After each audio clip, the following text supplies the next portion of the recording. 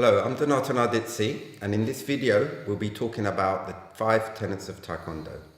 I'm joined here today for this discussion with Spiros Pepis, who is a good friend of mine, and we both work together on the ITF Kids Development Program.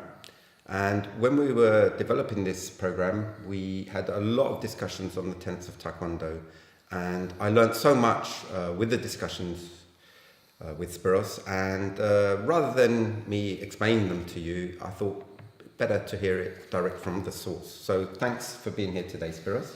You're welcome. Okay, so the 5 tenets of Taekwondo, well, most students know that they are courtesy, integrity, perseverance, self-control, and indomitable spirit. So hopefully today we could maybe go deep into the understanding of what these actually mean. So should we be looking at defining these words?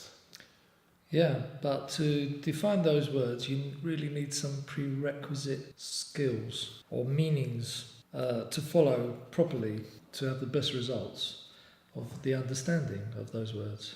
Right, so I mean, can't we just make a definition and that would be it? Problem with that is you need to clarify the meaning of words themselves, because meaning of words depends on, for example, your local meaning or your position on the planet, you know, if you're in a particular country, the culture that you're in. So specific meanings, for example, can be a scientific word or the common word. They're all different shades of the meaning. So if we just give them definitions, it could be interpreted differently depending on the culture. Yeah, I mean, it's often misinterpreted, or the intent of the author, in our case the General Zhang He, who pioneered this work towards a more peaceful world. He's written this encyclopedia and people are not really getting the message. So we've got to extrapolate on those meanings. So that they get the idea of the essence of the meaning rather than just having those words. Often people just recite a word. Yes. Self-control. They don't really know what it means. Yeah. This is what I find when I'm doing gradings and I ask what does courtesy mean or integrity. They seem to be just reciting words and throwing keywords. And I've been at your gradings and they often stand there going, oh my God, what's he want me to say? Yeah, but the ones that do answer usually very much in parrot fashion, and when I question what they mean, they seem rather stuck as if they've not really thought about it in much depth. I know sometimes people are just stunned by the situation. Somebody there who's so high up. But most people don't think about it, I don't know. Right. They just think that they're there to do some physical training, and as long as I know these 5 words, that's okay, but it's not really. Right. Okay. Well, hopefully we can, with this discussion, help go deeper into the subject. So, I mean, why? That's one of the reasons for this is what other purpose? Why do we have the tenets of Taekwondo in the first place? Understanding the purpose of this information that we're giving, specifically in Taekwondo context, is the Taekwondo oath. To understand this purpose here, the Taekwondo oath is equivalent in short form of the spirit of Taekwondo. Right. So to do Taekwondo physicality is one thing, but to do Taekwondo, the spirit of Taekwondo, the authentic Taekwondo, is something different. Anybody can just move their arms and legs in a particular fashion and call themselves followers, but they're not authentic, true followers. They need to follow the Do. The Do, yeah. It's a way of life, it's a way of thinking, it's a way of behaving with ideals, you know, trying to create a more peaceful world. So you're saying the oath is really a blueprint for this spirit of Taekwondo, and the tenets of Taekwondo are within the oath. Yeah. Right. Okay. I should observe the tenets of Taekwondo as part of the oath. So you need to know the tenets of Taekwondo, but it's part of the oath.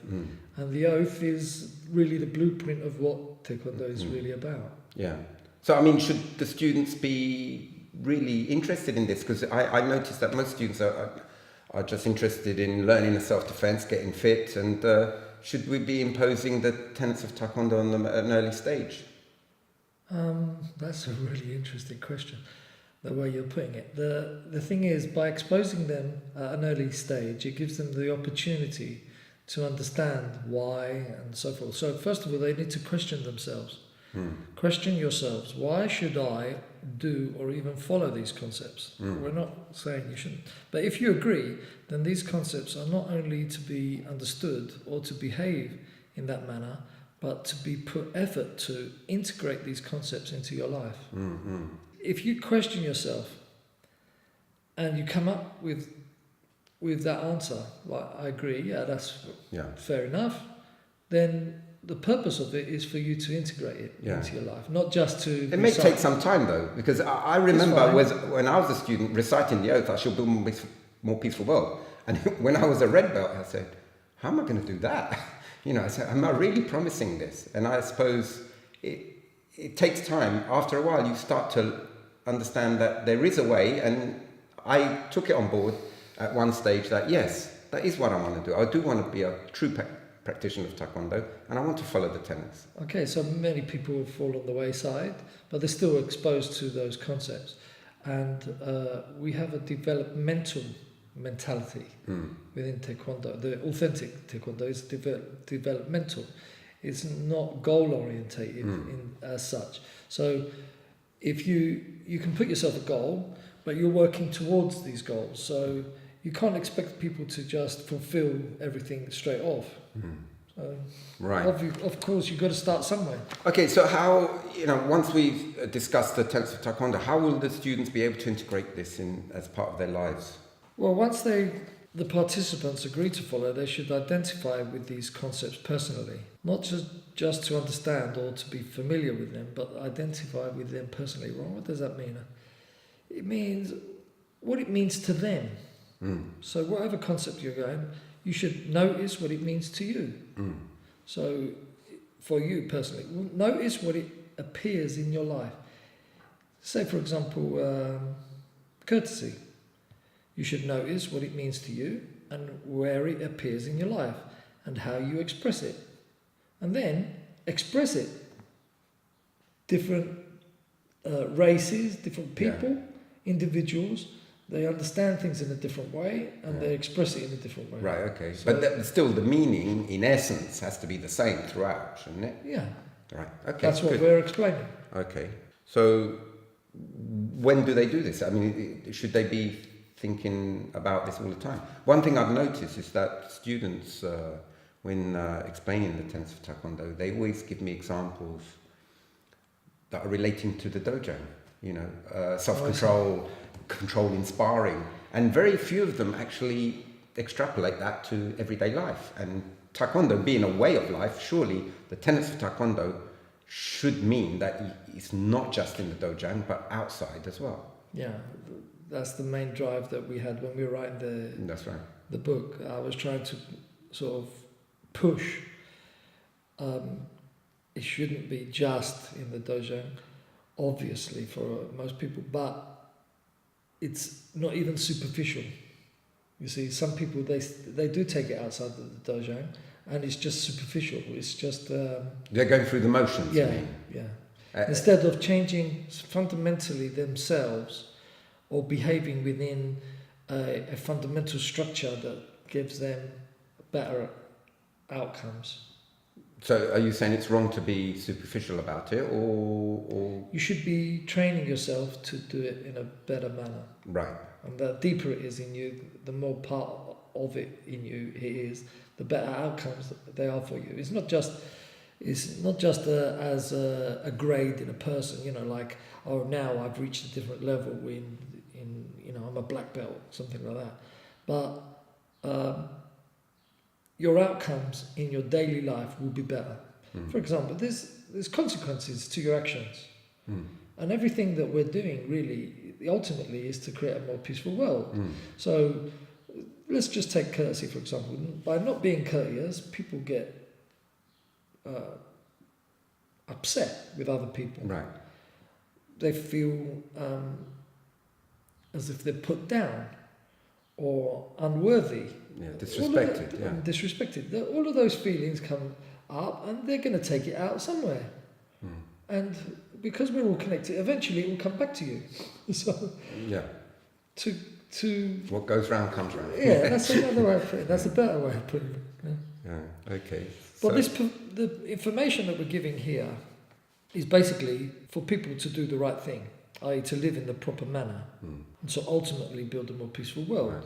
To live in the proper manner, we need guidelines and drive. The one thing to have the guidelines, another thing to push towards those things that you're trying to achieve. But you also need consideration, thoughtfulness, and planning. So by being thoughtful, considering things, and planning things, you can reach your goals in a better way. So you're asking the student to be very serious about the tenets of Taekwondo and the Do, not just to acknowledge it and... Well, at first you need to acknowledge and understand, and then you decide. If you agree, you can move along with that path. It's just the same as when you first reach your dojang and you see some students there and you think, should I join this class? And then you do join the class, and then you say, should I be doing this style? And will I be twisting and blocking and all of these things that we are asking the students to do? Sooner or later, they decide if they're going to continue or not. It's a journey, and the fulfillment of that journey, I mean, you being fulfilled and the fulfillment of the journey, you should go along that path. And when you do, you will be... And if they don't? That's the choice. They generally drop out. Well, could be, but some people just do the physical part of Taekwondo, never really... Yeah, they miss out. Yeah, I believe so. Yeah. I agree. But we also need to test that process. You've got your guidelines, your drive, your consideration, your thoughtfulness, your plan. You need to test it. To test it, are you asking instructors to test the students on it? No, everybody should be testing themselves. Okay. Internally, they should be testing it. And when we've tested it, we finally live it. This is what gives rise to the Taekwondo and the tenets. So this planning and consideration. What do you mean by a student testing it in themselves? To test it, really, you need to be thorough. When you're not thorough, in the physical sense, right?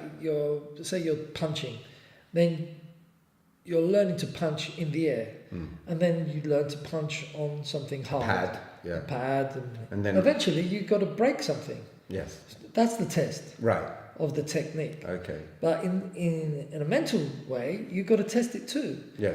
Then you've got to live it. In other words, you've got to be thorough, but also you've got to humble yourself. Because if you think you've got it, you probably haven't. Right. So you've got to sort of test. You've got to not assume that you're right and then go out and do it. Be considerate, be humble, be courteous, test it, see it. Yeah, get the I result. understand what you mean by thorough. In the physical sense, I've seen many students performing a pattern, and I say, was that powerful? They say, yeah, it felt powerful to me. And they're only referring to maybe 2 or 3 movements that did powerful. And some of the movements were not powerful at all. But they didn't acknowledge those ones as in the evaluation of whether their pattern was powerful. They just remember the bits that were. And I would think in the same vein, somebody would say, yes, I follow the tenets of Taekwondo. I am courteous because I was polite to so-and-so. Yes, but were you polite right across, but were you thorough? Yes, that is often the problem. When you're thorough and you're humbling yourself and testing, then you can make those adjustments. And it's easy for instructors to say, okay, your stance is not quite right and so forth. But somebody pushing them at the time of their stance, it's a type of a test, of your balance and control and strength and so forth. So you have to experience it. So you need to experience those tenets firsthand and then make adjustments. So shall we start talking about the tenets of Taekwondo? I know your strength is to take people's ideas about something, and sometimes they have a bit fuzzy ideas, and you're very good at clarifying it for them and being very, very thorough in the way they're thinking about things and question the way they're thinking about things. Yeah. Maybe what I could do is give some common definitions which most people tell me their understanding of the tenets of Taekwondo is this, that, and the other, and maybe we could speak about We'll them. try and elaborate on them. So, Exactly, yeah. So should we start with courtesy first? So the distinctions, you see, of meanings of words, which is what we touched on right at the beginning. For example, making distinctions, I start with perseverance, because perseverance and indomitable spirit are very similar concepts. Yes. So if we start with perseverance, then I can show you the difference between that and the Okay. All right. indomitable So spirit. whichever. So misconceptions between general meaning and the specific meaning. So the general meaning is usually, what do they usually say to you? Well, they say keep going no matter what. Right, that's exactly what I got here. So we should make a distinction from the general meaning to pursuing a worthy goal to its conclusion. Pursuing a worthy goal. That's something that I usually point out to the student when they say, "Oh, keep going no matter what." I say, "Keep going no matter what." What if it's? What would you say though? What do you normally say when they? Well, for example, I had a child answering like that just a couple of weeks ago, and I said, "So you're playing a computer game, Yeah. and your goal is to finish to the last level, to finish that game to the last level, and you pursue that goal to the end, but you realise that it's 3 o'clock in the morning, your parents are shouting at you that you've got to go to bed because you've got to go to school the next day. Are you going to tell your parents that your instructor said I should have perseverance and I should see it to the end, no matter what?" So to keep going until 7 o'clock, Yeah. 10 o'clock. Obviously, the goal is not a worthy goal. Okay. Or maybe it was. It may be worthy to them, but Yeah. okay. So ultimately, it's not a worthy goal. But you should. There's time involved. Yes. So you could have said, "I'm going to delay it until the next night, and the next night, and the next night." So they want to finish that goal. But we're talking worthy in a global sense, common sense of overall real worth. Reaching the next level in a computer game is not that important. Yeah.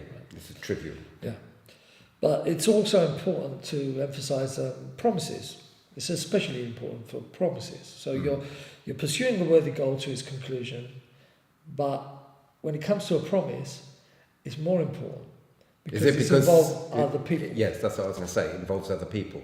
Yeah. When you break your own promise for yourself, that's not good either. But that's something you can do something about it at a later stage. But when you're breaking a promise to somebody else and they're waiting in anticipation and it's not really affecting you, and time goes by, it doesn't matter. You may have had good intentions at the time, but But sometimes you embark on a goal and you try to pursue it, and you realise, okay, this is becoming not as worthy as I thought, so maybe I could hold off and cancel out because more important things have come up. well, you're talking about yourself again. Yeah, but now you're saying with promises, sometimes it's the same thing. Some people make a promise with all intention to do that, to fulfill that promise. But then they realise, this is a lot more difficult than I thought. So, sometimes they'll think, well, I really wanted to fulfill my promise, but I find I have other things that are more pressing and urgent. Are you saying that that's not correct, or what should they do? Well, they just shouldn't promise it. So what you're saying is that they should think ahead and not just make a promise willy-nilly. A promise is actually a big thing, isn't it? Yeah, but actually saying something to somebody when they have an anticipation is a type of a promise. So even if you don't use the words "I promise to," whatever, exactly. you just say, I will that. call you later. Yeah. That's a promise. In a sense, it's a promise because they've got an anticipation, and unless you're not true. Right. Okay. Yeah, you make a statement that you're going to do something. Yeah. Unless you're always a liar, you're lying. Whether Right. intentional or not, is saying an untruth, Right. and that's not a good thing. Yeah. I suppose the Because word. people are anticipating, waiting for you to do things, and you become untrustworthy. Yeah. I suppose that saying "I promise to do such and such" is just putting emphasis to the phrase, but even without the word promise, it's still a promise. Yeah. Basically, it's I a see. promise. Yeah. Okay. But there's also something else. You see, that anybody can pursue something that they want to pursue, something they are passionate about. Right.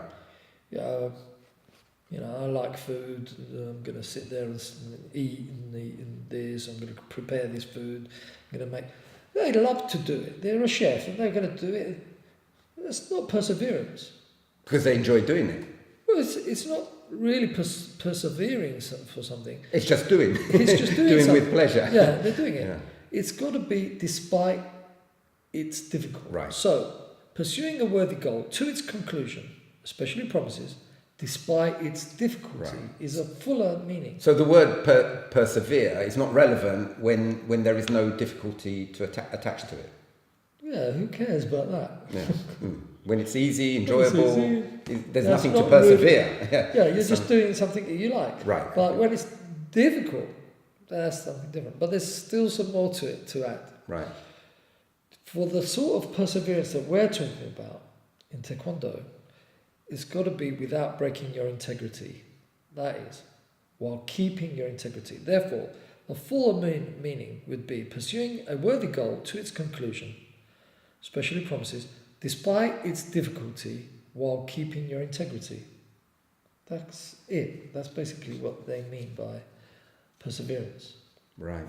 Okay. Because sometimes you might pursue a goal that you believe is worthy, but maybe not following the person's integrity. Meaning like doing something wrong. Doing something wrong. Yeah. Oh, really? I've got to rob this bank. So they persevere and persevere and persevere. And that's wrong. It's worthy goal to its conclusion. Right. They promised to do it to themselves. It was difficult, but it's not the sort of perseverance we're talking about. We're talking about while keeping your integrity. And the integrity here is doing something which is... Well, we're going to speak about integrity. Yeah. Now, there's a similar concept to the perseverance, which is the Indomitable Spirit. Right. That's why I mentioned perseverance to start with. Indomitable Spirit is to... Well, first of all, you need to gain the meaning of Indomitable Spirit. It is as if your spirit is imperishable. Yeah, because what most people tell me, it's being brave to do something that... Okay, so in the extreme braveness, it implies the ultimate sacrifice. Right. Right, I mean... And a lot of people confuse Indomitable Spirit with perseverance because I've heard many people define it as, to do something, to keep on trying and not give up. That's perseverance. Yes, that's what I thought. Yeah. You're repeating perseverance and Indomitable Spirit as the same as thing. if it's the same thing. That's why it's easy to... It's similar, but there is some distinction. Yeah, the distinction between perseverance and Indomitable Spirit is to do what you've got to do no matter what. This doing is in particular with regards to another tenet, the integrity. That's why it's courageous. So when you're saying do what you've got to do, in other words, what you've got to do is to do the right thing, which we'll speak about when we talk about integrity, doing the right thing. Yeah. So it's specific to that, doing the right thing no matter what. In other words, even to the ultimate sacrifice. Death. As if your spirit is imperishable. Wasn't it General Che that quoted 300 Spartans to their death? But they did the right thing. That's the sort of courage he's talking about. Right. Okay. You've got to put out that courage. But it's not to do with fighting. I mean, he's talking about 300 Spartans, but the 300 Spartans were defending their country. Right. It was to do with honouring their ethical code, and no matter what, they knew there was only 300 against how many thousands of Persians, and they knew they were going to die, but they held them back sufficient amount of time. So it's not to do with physical or physicality or fighting, like I'm going to keep going and stretch myself no matter what. It's to do with doing the right thing in terms of the integrity part. Right. Even if you have to die. Well, that which brings us to integrity. Yes, which is a very important part because it's kind of the core of the tenets of Taekwondo, would it? Yeah, it's part of this. It's kind of the core of the oath. Yes. It's the foundation stone, if you like. If you start from that, everything else sort of is to do with right and wrong behaviour. Right, so I mean, the key words that people often give are being honest and doing what's right as opposed to doing what's wrong. Okay, if we look and at being the fair. usual, if we look at the usual meaning, like from a dictionary, the state of being whole and undivided. If you use that definition, that's not really what we're talking about in Taekwondo. Like I'm being true to myself. I'm not dividing myself into this side or that, or keeping yourself true to yourself. And the quality of being honest and having strong moral principles, that's another definition. In the Taekwondo Encyclopedia, the general says, define right and wrong, and to feel the conscience, to feel guilt. Guilt? We've discussed guilt when we were talking about the Yeah. kids program. You said guilt wasn't really... it's not such a good word to use because it implies an indelible mark that cannot be removed. In other words, a person can't progress. A better word for here would be regret. That's probably what he meant. Yeah. So regret implies the ability to move on from your mistakes and to better yourself. And because Taekwondo is really a developmental process, that's a better word to use. Right, okay. But if we look at integrity, it implies deciding right from wrong, which needs knowledge and information, especially about fairness and justice. So going back to the perseverance and the indomitable spirit, when we talked about and referred to integrity, basically what we're saying is to continue with, to pursue a worthy goal, meaning it's got to be... To do with fairness, justice. That's right. And when we talk about to do what is right, no matter what, terms of indomitable spirit, we're talking about... fairness. And fairness comes to another word that I often use, is the empathy aspect. If you put yourself in the other person as if you are them, not as if you are in their shoes, but as if you are actually that person. Yeah. How would you like it? Yes. Your behaviour. That's right. Yeah. And that's an important thing. So empathy is quite a deep discussion as well. But we'll throw that word in, empathy. Right. Good. Okay. So that sort of ties in the perseverance, indomitable spirit, and the integrity. They all sort of are very well linked. Now, courtesy is showing of politeness, one's attitude and behaviour towards others. Right, the specific Taekwondo meaning should include these key concepts. So you said politeness. Another one? Respect. Okay, that's what it says here as well. Yeah, but respect is also... I often ask people what does respect mean, and they often get stuck. They find it difficult to define respect. I mean...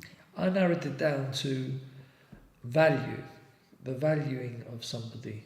Right. When you value somebody, you see, you've got the showing of respect and the feeling of respect. Right. Okay. The showing of respect is something which needs to be done. Doesn't matter how you feel. This is what I mean by where it says politeness, you see. So you saying two aspects to respect. Yeah, you're saying that a person should behave in a following a protocol of showing courtesy and respect, again, even if they may not actually feel it. Of course, they have to behave within the norms of society. You know, some people, they want to do unsociable things, whether it's killing or doing illegal things, or just being rude to somebody. Yeah. And they have to exercise self-control, which we'll talk about later. Yeah. So it goes politeness, respect, there's kindness and caring, there's compassion and being helpful. What about generosity? Are you just about to say generosity? And the respect aspect, you see. So what we just touched on, we should also add to follow protocols. Now, to follow protocols, you should have to understand the use of hierarchy, you see, and status. For example, protocols are often linked with hierarchical nature of, say for example, in a company, you start off like this. You wouldn't talk to somebody in that manner if you're in a different status. Right. Okay. There are certain protocols that you do, whether it's religious, there's certain practices that people do. You're disrespecting their format. Whether you walk into a Chinese shrine or something like that, they do a particular format. You're walking in and not doing it is jarring to them. That jarring is not a nice experience for the other person. That's why I keep saying about empathy keeps coming into it. And it's impolite. Some of those protocols that people had, Victorians did very strange things. But at that time, that's what was expected. It was appropriate then. Yeah. And the same sort of thing will happen in our time. Some people will go and say, why do I have to do that? People have a value. They have an inherent value, because they're a human being like everybody else. So there's an inherent... I call it intrinsic value. Intrinsic value. And then people are different. They have difference. They have higher status in certain things. They have skills in certain areas. And they are due respect for those things, their higher status. You could respect somebody for their status, for their knowledge. Yes. You as a professor or a doctor or a surgeon, each person you're talking about the value of that specific thing. As a father, that surgeon may be a terrible father. Yes. But as a surgeon, you've got to give him that respect for being that surgeon. So following the protocols, for example, calling a doctor, you don't just call him John. Yeah, it's like in the dojo, an instructor, or a master, we have a special etiquette, you bow. Okay, so etiquette is part of that. Etiquette is really the protocols for that status or... it usually follows a convention. That's sort of how to eat, where your knives and forks are, don't slurp at your... That's all part of it. It's expected behaviour. Yeah. So in other words... That is really to stop the jarring that other people will be shocked or feeling uncomfortable. Yeah. So it's not necessary that everybody has to be treated equally, because not everybody truly is equal in terms of... Okay, the equal part is really when people are saying about equal, what they really should be talking about is equal right. Yes, they got... Not that they are equal. That's what we mean by the intrinsic value. They have inherent rights. Yes. Because they're alive and so just forth. Like everybody else, yeah. Okay, yeah, that's fine. So that brings us to self-control. I did want to mention about within the respect is about the showing of respect and the feeling of respect. Okay, sometimes you show respect, and you don't actually feel that respect, and there's sort of like a feeling of duplicity. I think that's the word that you used earlier, and it can be a bit deep as well. So, but I want to mention it here that really we should show the respect despite how we feel, and then we should develop the feelings after, because we may not have reached that spiritual realm, if you like. So are you saying that by going through the motions and going through the actions of, for example, courteous behaviour, would it actually help develop? There's a great value in living your life as if, right, it's already been done. So you live it as if, and then you're, without getting too technical in psychological terms, your inner mind accepts it as a truth, and therefore it can then react as if it's the truth, and then it becomes the truth. It's a developmental program, and that's how it works. Is it a bit like how visualization works? You start to visualize something until it actually becomes. So that's one of the techniques, visualizing. But there's There's a deeper versions. There are deeper versions of different techniques. Visualization is just one of them. But basically, you behave in the manner as if, and it could be internal behavior until it becomes external behavior. But it's all got to come within first, and then it can become manifest. So it comes down to self-control. Self-control can be divided into internal and external self-control. That's what I was just talking about now. The external self-control is behavior outwards to others. And I can divide it into perceived behavior and intent. So your behavior may actually be the same, but externally, but the actual, what's happening inside is two different things. You might actually want to hit somebody, but you still behave in the appropriate manner. But there's somebody else who might genuinely like the other person and behave in exactly the same manner, in a nice way, politely. But it's actually two different things. Yeah. That state and that state is two different things. So we need to make that distinction, because later on we will need to look at that. This also includes controlling your body, for example, coordination, self-control. That's the most of what people think of in Taekwondo.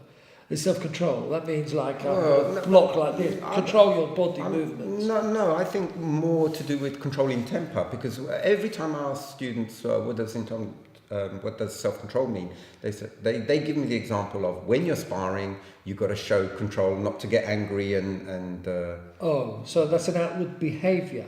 Right. But they still feel angry within themselves, but I can control that temper. So they're still angry. What I'm trying to suggest is that it's in controlling your body, for example, but it's also internal self-control. Right, so... Controlling your feelings, emotions, exactly, and rationality even. Your thoughts. The way you rationalise things. You know, whether you're using a scientific model, a logical model, internally we have different modules, if you like. Can we control the way we think? Through training. Through training. We get the habit of... using that part of the mind. It's just it's an exercise. It's like saying to me, can we control mathematical thinking? You know, using addition. Well, I don't know anything about addition. Unless you're trained. You train your student. This is how you do it. Right. Use it over and over. It's like a muscle. It's a mental muscle that you can... And what about emotions? Should we be trying to control emotions, or should we be just accepting our emotions? Because, a bit of both. It's a bit of both. When you need to accept your emotions for your development's sake, then you should accept them. But certain things are unacceptable in society and in yourself. Well, it could be that I want to kill people. It could be something extreme. But surely, you say you get angry, yeah? You don't go in denial and say, I'll pretend I'm not angry. You are angry. If you acknowledge the fact that you are angry, you can still control your behavior and not react to that anger in a negative way and do something that you would later regret. But should we be trying to suppress the anger? I mean, in what sense? Often suppression is a bad thing. I view it a bit like a balloon. Suppression is like squeezing that balloon. Well, there's a little hole there. A bit pops up, yes. Something's going to develop somewhere else. Yeah. You need to learn to deal with things so that it's I may have issues with my father, for example. It doesn't mean that I've got to keep it there like that, in that state forever. We are in an equilibrium, in a dynamic equilibrium, so things can change. So if we guide things in the right way, we can develop things. And it's not just muscles that can be developed. It's not just skills, like mathematical skills that can be developed, but emotional skills. And just like the way we can train our thought process. We can change... feelings, emotions, and rationality. Right. When I say... You may get confused feelings and emotions as if they're the same thing. No, you can feel things without having any emotion attached to it. Yeah. So your feelings can be modulated, changed, adapted to suit the circumstance. I mean, how many times we are training and say we're training our knuckles with Taekwon or something like that, and we need to desensitize. If you're fearful of getting in a car, you've got exophobia or agoraphobia or heights or something like that, it doesn't mean that it's going to stay with you forever. It's something that you can deal with. All right. So, in other words, your emotional response to a particular situation it's not static. It can be different. And how do we change it? I mean, training. Again, training. So training is a subject in itself. Right. The proper training methods, and I'm not talking about doing press-ups or blocking. I'm talking about the principle of training, the principles, the basic foundations of how one should train anything. That's a big subject. Maybe we could do another discussion on sure just most training people methods. Would be interested. Okay, great, good. Okay, so with self-control, just to sum that up, training is the most important factor with that regard of a taekwondo process. So maybe we could just summarize, go back in the order that we did it. So let's go back to perseverance in a nutshell. Okay, perseverance is pursuing a worthy goal to its conclusion, especially promises, despite its difficulty, while keeping your integrity. Indomitable Spirit? With the Indomitable Spirit, we just put two key words, courage and bravery, to do what you've got to do no matter what. No matter what. That's to do with integrity. Yes. And the integrity, which is what brings us to, is discerning right from wrong. And the key words are fairness, justice, and this is the wrong and right behaviours. And the wrong and right behaviours, it's to feel regret rather than guilt. Yeah. When you're because doing the there's wrong no point feeling guilt because you cannot go back. You can't reverse the clock. It's done. What's done is done. Yeah, but that indelible ink, it's a blot on a piece of paper, and there's no rubber that can get rid of it. That's what guilt is all about. And you feel bad about it. No, we're not talking about that. I regret it. I accept it as the truth that it happened, and that we can do something about it. You can move on. You can move on. I don't mean, forget it. No, not It's at all. Do something about it. Deal with it. And maybe make sure that it doesn't happen again. Or reacting to it positively. Yeah, but just it's a bit negative actually, because not having something happen again is not the same as doing something positive. I think it was Solomon the wise, in the Bible, where somebody's child dies because of somebody else. He doesn't just say, "Oh, don't do it again." He's trying to make amends for it. He says, "You should adopt another child." Right. Okay. He's undoing something. Making amends in a way. Yeah. When you're regretful, you've got to do something. Yeah, about it's it, not just ignoring it. Yeah, exactly. That's. And then that leads us to courtesy. And the key words are politeness, respect, which is to do with value, kindness, caring, compassion, helpful, and generosity. And to finish off is self-control, which is basically to do with training. You've got to train your responses so that they become habitual. Yeah. So controlling your behaviour, but more than that, training to change your emotional response to particular situations and your thought process. Yeah, it's got to come from internal first before it becomes out. Yes, exactly. And just like you're training any physical move, you go through it slowly, you understand it, you repeat it, you link it to strong emotions, feel good about it, and then you express it and go through a cycle. You can do the same thing with mental processes. Okay. Well, thank you for for your contribution to the discussion. Thank you And for allowing me to be here. I hope that gives a lot of food for thought for the people watching, and maybe we'll have more discussions with you, especially we hit on a few topics that need expanding on, so hopefully you can come and do it again. So I hope I have that's it for now. Okay, thank you, bye.